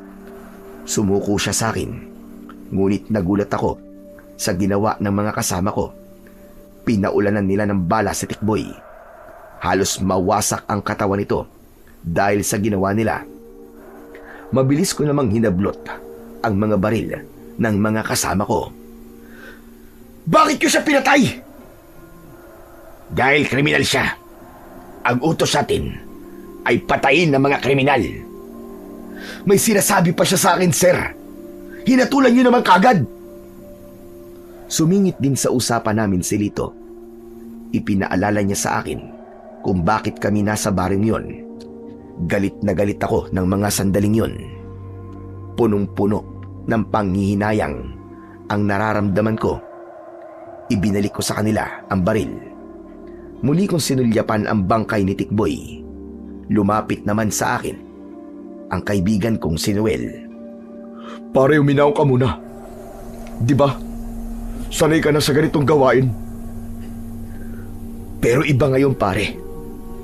Pagkakataon na sana nating malaman kung sino si Rosas at kung bakit niya ako tinawag na sugo. Lumapit na rin sa akin si Kernel Madarang at hinawakan niya ang balikat ko. Emil, ang order sa atin, wala tayong ititirang buhay. Ang sabi niyo po, huhulihin lang natin siya. Hindi ko alam na ang pangkat na binuo niyo ay parang mga bijilanting pumapatay sa mga taong nagkakasala sa batas. Ganun na nga, Emil. At hindi sila mga tao. Nagulat din ako kanina. Aswang sila, Emil. Kaya mas kailangan natin silang patayin. Pero sinabi niya pong hindi niya sinasadya ang kanyang ginagawa. Napilitan lang siya dahil sa utos ni Rosas. Sinadya man o hindi, nagkasala pa rin siya. Ang buong akala ko, matapang ka. Matapang kang pumatay, hindi ba, Emil? Matapang ako, oo. Ngunit hindi sa taong walang kalaban-laban. Yan ang misyon natin. Huliin at patayin ng mga kriminal. Wala na tayong dapat pag-usapan pa. Sige na. Kailangan na nating umalis sa lugar na ito. Pare, tara na. Tama si Colonel Madrang. Nakita mo naman, di ba? Muntik tayong mamatay kanina. Wala na akong nagawa, kundi ang sumunod sa kanila. Iniwan namin ang owner ko. Habang bumabiyahe kami, ay magulo pa rin ang isip ko. Hindi ko makalimutan ang mga sinabi sa akin ni Tikboy. Pagkalipas ng 1 oras na biyahe, narating namin ang maliit na presinto. Dumiretso kami sa loob ng opisina at hindi ko na napigilan ang sarili ko na hindi ilabas ang galit ko. Hindi ko pa rin matanggap ang ginawa niyo kay Tikboy. Hindi ko na naiintindihan kung bakit tayo nasa misyong ito. Ano bang problema, Emil? Dinadaga na ba ang dibdib mo? Sir, ang sa akin lang naman po. Paano kung walang kasalanan si Tikboy? Sumingit sa usapan namin si Ipe. Sinabi niyang mahina raw pala ang loob ko. Bakit daw ako pumayag sumama sa misyon namin? Hindi mahina ang loob ko. Naramdaman ko lang kanina na nagsasabi siya ng totoo. Paano niyo natiyak na si Tikboy nga ang nagkasala sa batas? Bulag ka ba, Emil? O nagbubulag-bulagan ka lang? Nasa harapan mo na ang mga katibayan. Ano pa ba ang nirereklamo mo? Sir, ayoko lang po na magsisi tayo sa huli. Hindi pa naman po napapatunayang guilty si Tikboy. Bumatay kami sa mga ebidensya. Kaya wag na natin pagtalunan to. Wala nang magbabago kahit magtalo-talo pa tayo rito. Paano na lang po kung pagkatapos nating patayin ng mga kriminal na nalaman nating nagkamali tayo? Paano yun? Minsan mo nang ginawa ang bagay na yan. Di ba? Alam kong sinadya mong patayin si Rex dahil pinatay niya ang intel mo. Bakit ngayon? Bakit bigla yatang nagbago ang pananaw mo? Dahil nagmakaawa sa akin si Tikboy para buhayin ko siya. At nakita ko na nagsasabi siya ng totoo. Hindi mo rin sigurado kung totoo sila sabi niya. Pareho lang din yun. Gampanan mo tungkulin mo bilang pulis. Alisin mo sa puso mo ang pagiging pusong mamon mo. Dahil pagdating ng oras, baka yan din ang magpahamak sa'yo. Tandaan mo yan. Hindi na ako nagsalita. Sa halip, inayos ko ang mga gamit ko papunta sa kubong tutuluyan naming dalawa ni Noel. Kahit tapos na ang pag-uusap namin, ay hindi pa rin mawala ang galit sa dibdib ko. Pagkatapos naming mailagay ang mga gamit namin sa lumang aparador, kinausap naman ako ni Noel.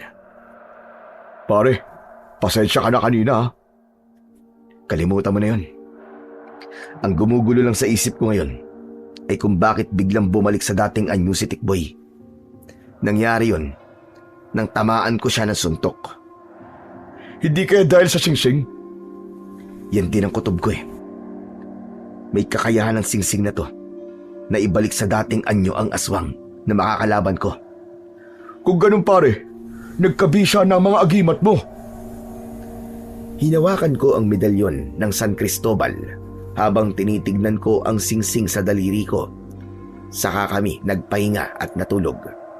Kinabukasan ay inireport namin sa presinto ng Tarlac ang natuklasan namin sa baryo ng Alimpurog. At nangako sila na magpapadala sila ng dagdag na mga pulis. Naging maayos ang unang araw namin sa baryo. Pero napansin kong masama ang tingin ng mga tao sa suot kong singsing.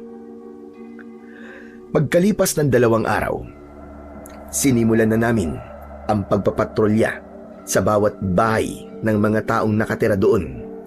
Dala namin ang mga larawan ng sinasabing mga tauhan ni Rosas.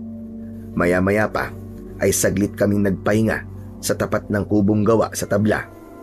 Nasa kalagitnaan na kami ng pag-uusap ni Noel nang may narinig akong ingay mula sa loob ng kubo. Pare, bakit?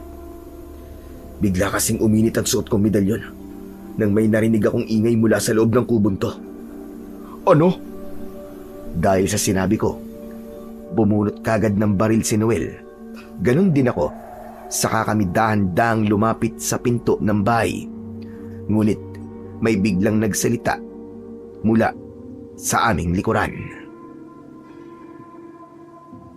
Anong kailangan nyo? Bakit kayo narito sa inuupahan kong bahay?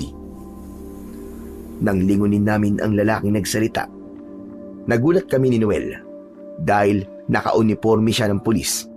Kasama niya sina Kernel Madarang, si Ipe at si Lito.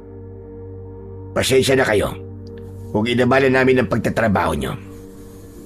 Naparito kami para ipakilala sa inyong dalawa ang bago nating makakasama. Siya si Sargento Jack Sanchez. Agad kaming sumaludo sa bagong dating na si Jack. Ngumiti siya at nakipagkamay sa aming dalawa ni Noel. Jack na lang ang itawag nyo sa akin. Pareho naman tayo ng ranggo eh. Isa pa, naparito ako para ihatid ang bagong misyon. Ano ka mo? Bagong misyon? Napag-alaman namin na dito dinala ng mga tauhan ni Rosas ang mga biyag mula sa school bus na sinasakyan ng mga bata. Kasama sa mga biyag ang 2 guro at isang abogadang nagngangalang Lea Sandoval. Napatingin ako sa gawi ni Kernel Madarang. Men, ito ang top priority natin. Ang iligtas sa mga bata mula sa mga kamay ng kidnapper. Paano po napasama si Atty. Lea Sandoval sa mga biyag? Bilang abogada ng human rights, tungkulin nilang ituro sa mga bata ang pagkakaroon ng kaalaman sa mga karapatang pantao. Kaya nadamay siya sa mga biniyag. Kaya mamayang gabi ay lulusob tayo sa kuta ng mga rebeldeng dumukot sa kanila. Nasisigurado kong hindi sila mga rebelde lang, kundi mga aswang nagabunan. Alam ko rin ang tungkol sa bagay na yan. Pagkatapos namin magkasundo, ay umalis kami sa lugar na yon. Naiwan si Jack dahil doon siya nakatira. Ngunit nagtaka ko dahil hindi na nawala ang pag-iinit ng medalyon ko simula pa kanina. Napansin naman ni Noel na para bang balisa ako. Pare, kanina ko pa napapansing hinahawakan mo medalyon mo. May problema ba, pare? Hindi kasi nawawala ang pag-iinit ng medalyon ko eh. Bakit kaya? Sa tingin ko pare, may hindi tama. Anong ibig mo sabihin? Sa kubo kanina ni Jack, nagsimulang uminit to. Teka, anong binabalak mong gawin? Babalik ako sa kubong yun. Parang kakaibang nararamdaman ko sa bahay na yun. Hindi ako pumapayag sa plano mo, pare. Paano kung mahuli tayo ni Jack na minamanman natin ang bahay niya? Baka iba ang isipin niya, pare. Kung wala siyang tinatago, walang magiging problema. Dahil ang pag-iinit ng medalyon ay palatandaan na may aswang sa paligid. Dahil sa sinabi ko, ay napabilis ang paglalakad ni Noel. Naging alerto rin ito sa paligid.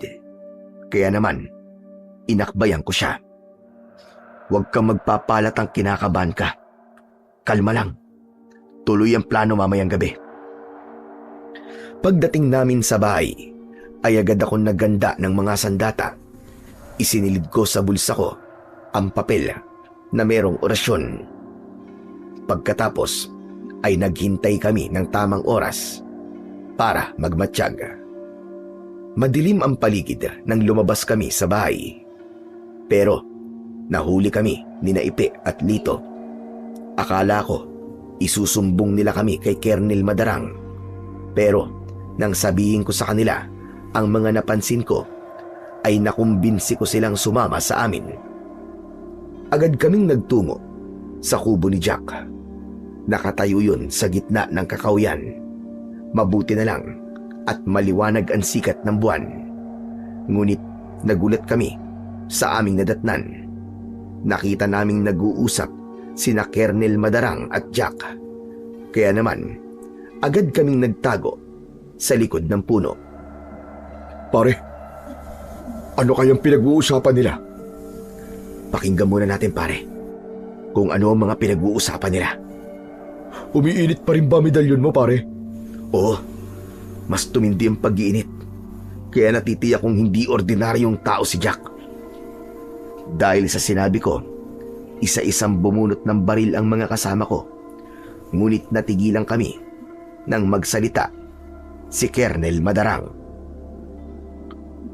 Wala akong ipinakain sa'yo na galing sa masama. Binuhay kita ng bawat butil ng bigas na yung kinakain ay pinagpaguran ko. Hindi ko inintindi ang panganib. Makatupad lang sa tungkulin ko. Tinapalan nila ako ng salapi. Binili nila ako. Pero binigo ko sila at sinabi ko sa kanila na kung sino man ang dudungi sa pangalan ko ay papatayin ko. Bigla kong kinabahan nang dinuro ni Kernel Madarang si Jack. Batay sa pag-uusap ng dalawa, nalaman ko na mag-ama sila. Nagulat din ang mga kasama ko sa kanilang mga natuklasan. Bakit? Bakit ako pa? Bakit ako pa ang napiling mamuno sa special squad? Kung sarili ko palang anak ang huhulihin ko. Hindi pa alam ng mga kasamahan ko ang tungkol sa'yo. Binigo mo ko.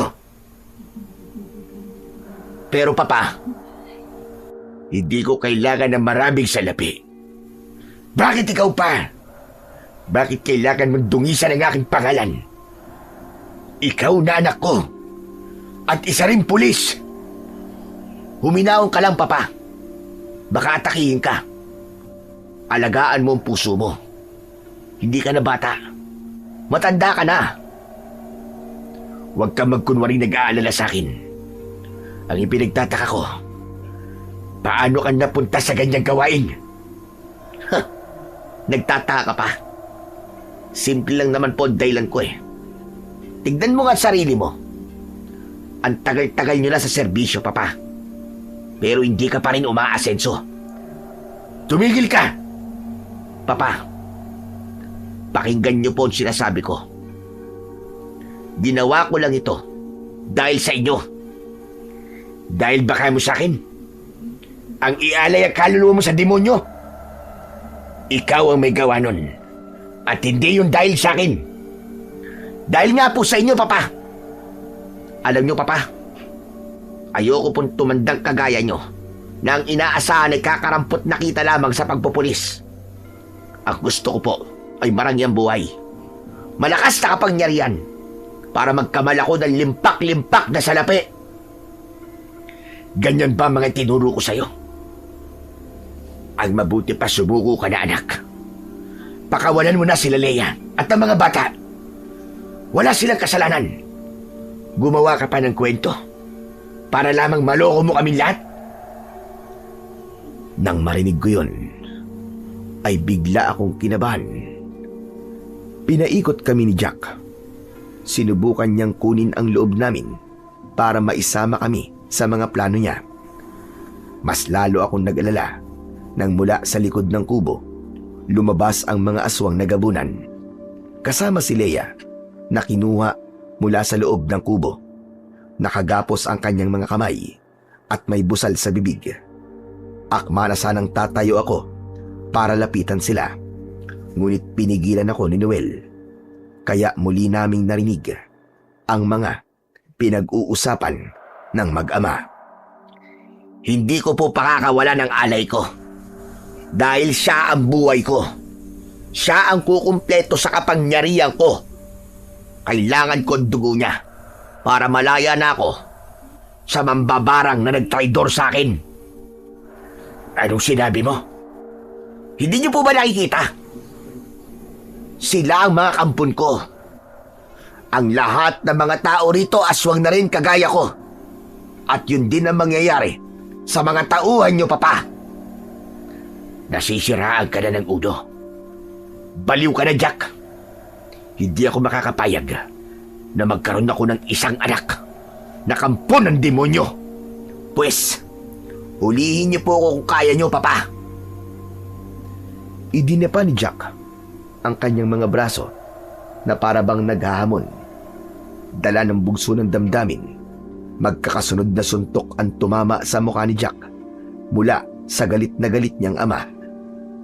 Pumutok ang labi ni Jack, ngunit hindi ito natinag, pero may luhang pumatak sa mga mata nito. Ang hirap po sa inyo. Masyado kayong straight. Diretso ang lipad. Kaya yan. Pobreng pulis pa rin kayo hanggang ngayon. Mababa ang ambisyon. Sabihin nyo nga po sa akin, Papa, yumaman na ba kayo sa mga medalyang isinabit sa inyo? Oo, isa kang bayani. Isang bayaning gutom. Muling naulit ang pananakit ni Kernel Madarang sa kanyang anak. Sabay tutok ng baril dito. Natigilan si Jack. Maging kaming apat na nagtatago sa likod ng puno ay nagulat din sa ginawa ni Kernel Madarang. Hindi kita binuhay para sirain ang pangalan ko. Papa, hindi lang naman po ako ang naging ganito. Marami ang kagaya kong mga pulis na masama. Pinagsisisihan ko na naging anak kita. Hayop ka. Papa, intindihin niyo naman ako. Ginagawa ko to hindi lang para sa akin, kundi para sa atin, at higit sa lahat para sa inyo. Ako lang ang nag-iisa niyong anak. Ako lang. Paano kung nagkasakit kayo? Paano kung may mangyari sa inyo? Matanda na kayo eh. Anong gusto niyo gawin ko? Sa liit ng sweldo ko. Anong gagawin ko kapag nagkasakit kayo? Kaya ginagawa ko to. Ako lang ang pwede magpagamot sa inyo. Ako lang ang pwede mag-aruga sa inyo. Hindi ko matatanggap ang mga katwiran mo. Intindihin niyo ako, Papa. Minahal kita, anak. At masakit para sa akin na marinig ko mga bagay na yan sa'yo. Hindi ko matatanggap na ikaw si Rosas. Mabilis na binawi ni Kernel Madarang ang pagkakatutok niya ng baril sa kanyang anak. Itinutok niya yon sa kanyang sentido. Umalingaw-ngaw ang putok ng baril sa paligid. Kasunod ng pagbagsak ni Kernel Madarang sa lupa habang nakadilat ang mga mata at umaagos ang sariwang dugo mula sa nabutas nitong sentido. Tila nabingi kami sa katahimikan. Hindi ko na malayang pumatak ang mga luha ko sa mga mata. Umalingaw-ngaw ang sigaw ni Jack nang lapitan nito ang wala ng buhay na katawan ng kanyang amang, si Kernel Madarang. Papa! Papa, bakit? Bakit mo ginawa yung Papa? Sa pagsigaw nito ng malakas habang umiiyak, nagbago ang kanyang anyo. Naging aswang gabunan si Jack. Walang makapagsalita sa aming apat dahil sa labis na pagkabigla. Mas nanlaki ang mga mata namin nang biglang kinagat ni Jack ang leeg ni Kernel Madarang. Dala ng bugso ng damdamin, pinaulanan ko siya ng bala. Sumugod na rin ang mga kasama ko. Nagkagulo ang mga alagad nito. Si Leia naman ay itinago ng 2 aswang na gabunan sa likod ng malaking bato. Mga hayop kayo! Protektahan niyo ang alay ko! Tumingin sa akin si Jack. Binitiwan nito ang kanyang ama at umatake siya sa akin ng suntok. Tinamaan ako sa dibdib. Bumagsak akong pasadsad sa lupa. Inalalayan ako ni Noel para tumayo. Sa kanya hinarap ang mga alagad ni Jack. Noel! Iligtas mo si Leia! Bilisan mo! Agad na sumunod sa akin si Noel. Habang sinalito at Ipi naman ay abala sa pagpapaputok ng baril sa mga alagad ni Jack. Matagal ko nang alam na ikaw ang pumatay sa mga tauhan ko. Palihim kitang sinusundan dahil alam kong nasa iyo ang matagal ko nang hinahanap. Wala akong pakialam kung anong hinahanap mong demonyo ka. Walang puwang na mabuhay ka sa mundo. Ang dapat sa'yo, mamatay! Ang tagtarin ng pinong-pino! Iniangat ko ang kamay kong may hawak ng baril. Saka ko pinaputukan si Jack. Ngunit naiwasan niya ang mga bala ko at mabilis siyang nakalapit sa akin. Sinakal niya ako. Umangat ang mga paa ko sa lupa. Kinuha niya ang baril sa kamay ko. Sa kanya ko binaril sa dibdib. Bumagsak ako at napaluhod sa lupa. Ngunit nagulat ako. Hindi tumalab ang bala sa dibdib ko. Palatandaan yun na pinrotektahan ako ng medalyon ko. Nagkunwari ako may tama ng baril, kaya nang lumapit sa akin si Jack, sinalubong ko siya ng sipa sa muka. Inagaw ko ang baril sa kanya at pinaputukan ko siya. Tinamaan ko siya sa leeg, ngunit humilom lang yon at lumabas ang bala mula sa sugat nito. Anak ng putya! Ano nangyayari? Hindi mo ako mapapatay. Walang makakapatay sa akin. Paano nangyari to? Paano hindi ka tinatablan ng bala? Samantalang kaya nitong patay ng mga tauhan mo. Dahil mas agad ako sa mga alagad ko. Tapos ka na ba? Pues, ako naman ngayon. Mabilis siyang tumayo at inatake niya ako ng suntok sa dibdib. Kasunod ng magkakasunod na sipa na tumama naman sa akin sikmura. Bumagsak ako, ngunit agad akong nakabangon. Mataas akong tumalon para itutok sa ulo niya ang baril, pero naunahan niya ako ng kalmot sa dibdib. Napaigik ako sa labis na sakit. Hindi ako tinatablan ng bala ng baril, ngunit kaya akong sugatan ng kalmot ng aswang. Kaya nalaman kong yun ang kahinaan ng medalyon. Kaya iniwasan ko ang bawat kalmot niya sa akin. Inulit ko ang pagpapaputok ng baril sa noo ng aswang. 3 beses yon. Ngunit kagaya na nangyari kanina, hindi pa rin ito tinablan. Maya-maya pa sumigaw si Leia. Nakaligtas na ito at kasama niya ang 3 kong kasama. Naubos na rin nila ang mga alagad ni Jack. Hindi mo kayang patayin si Jack dahil ako ang buhay niya! Tumigil ka, Leia! Hindi ko hahayaan na malaman niya ang kahinaan ko! Emil, ako ang kahinaan niya dahil nasa akin ang simbolo niya bilang aswang. Ang papel na nasa iyo ay merong simbolo na kagaya ng marka ko sa dibdib. Yun ang papatay sa kanya. Hindi! Tumigil ka! Manahimik ka, Leia! Hindi ko kagad naintindihan kung ano ang ibig sabihin ni Leia. Pero nang maalala ko ang marka nito sa dibdib at ang papel na nasa bulsa ko, dali-dali akong tumakbo sa kinaroroonan ni Leia. Hinawakan ko siya sa tagkabilaan niyang balikat. Kailangan mong itapal ang papel sa dibdib ko, sa mismong marka. Saka mo ko suntukin gamit ang singsing mo. Bilisan mo! Pero masasaktan ka. Gawin mo na! Nakahanda ako! Bilisan mo! Nang lumingon ako sa gawin ni Jack, ay nakikipaglaban na ito sa mga kasama ko. Sinamantala ko ang pagkakataon na yon. Sinira niya ang kanyang damit. Humiga siya sa lupa. Isinuksok ko muna ang baril ko sa bewang ko. Saka ko itinaklob ang papel sa kanyang marka sa dibdib.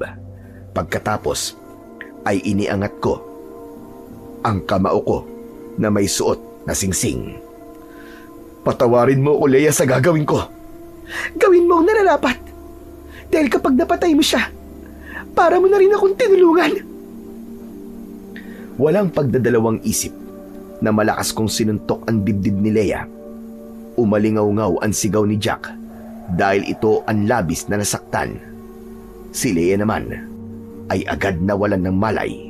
Nalaman ko na konektado sila sa isa't isa. Hinubad ko ang jacket ko at itinaklob ko yon sa katawan ng dalaga. Saka ko hinarap si Jack. Nakaluhod siya sa lupa habang nangihina. Hindi! Hindi maaari! Hindi mo ako matatalo! Nagkakamali ka. Dahil natalo na kita. 5 magkakasunod na suntok ang tumama sa katawan ng aswang na si Jack.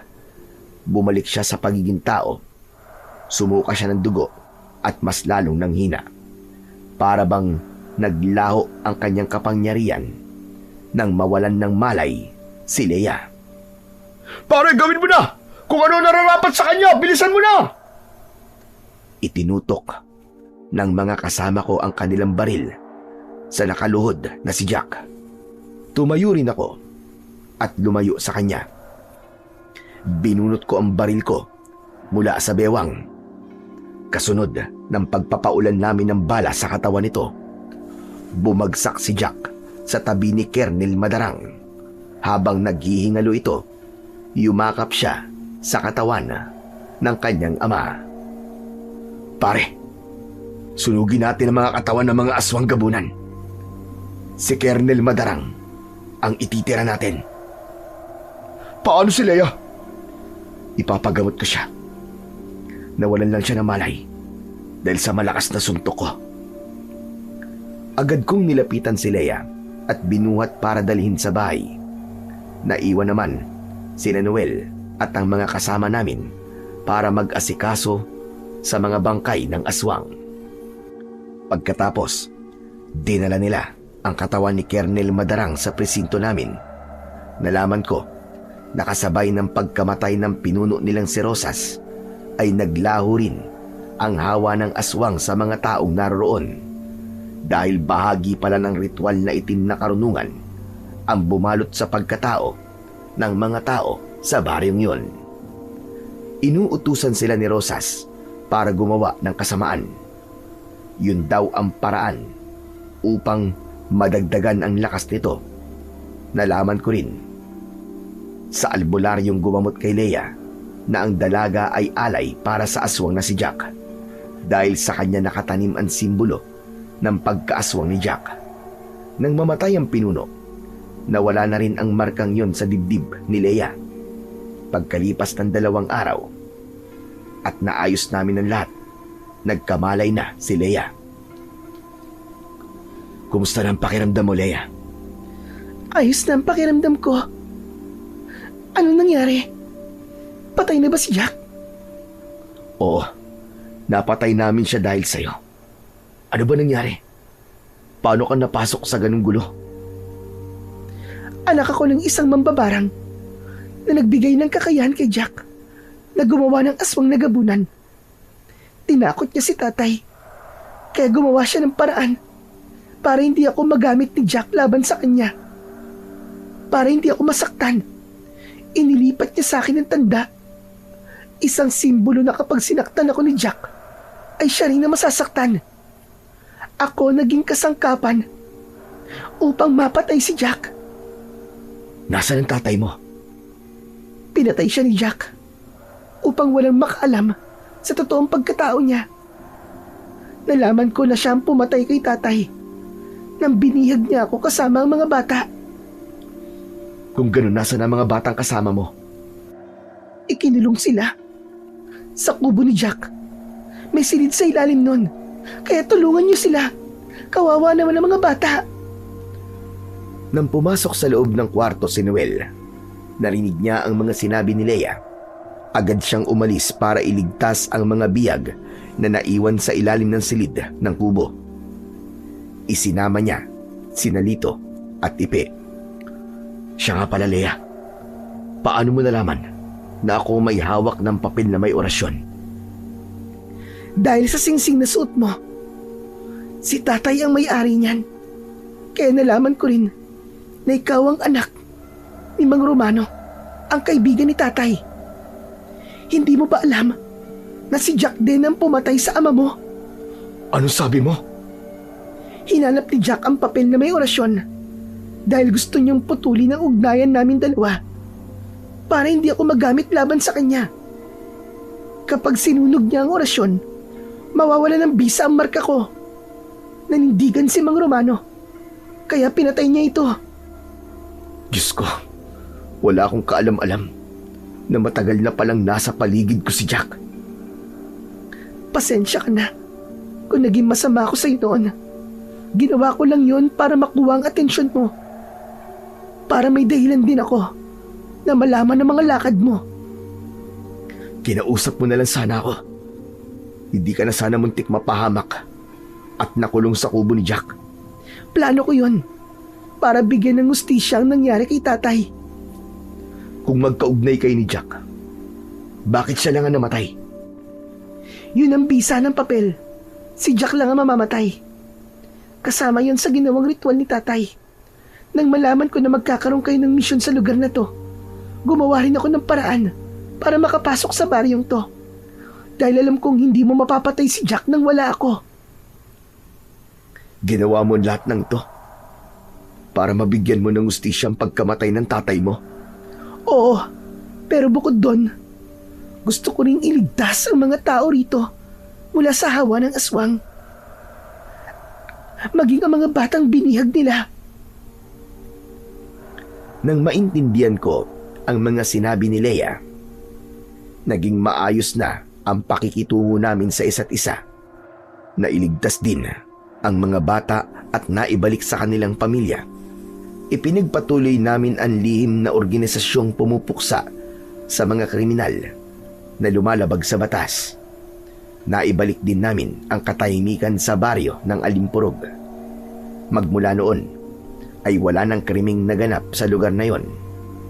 Hindi man namin nakasama, si Kernel Madarang ay naging bahagi rin siya ng aming tagumpay. Napatunayan ko sa lahat na hindi lahat ng pulis ay masama. Meron pa ring tapat sa kanilang serbisyo at naninindigan para sa prinsipyo. Ang batuta ng katarungan ay hindi dapat gamitin sa pang-aabuso. Sa halip, gamitin ito sa paghampas ng katotohanan sa mga kriminal na naliligaw ng landas. Dahil kapag ang tagapagtanggol ang siyang nang aapi, sino pa ang magtatanggol sa bayan?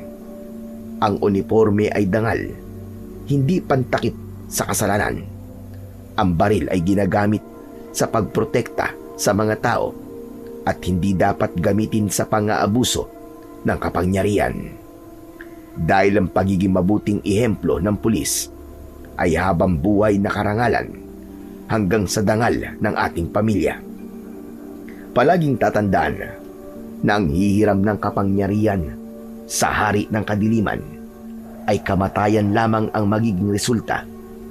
Dahil kahit kailan, hindi mananaig ang kasamaan laban sa puwersa ng kabutihan.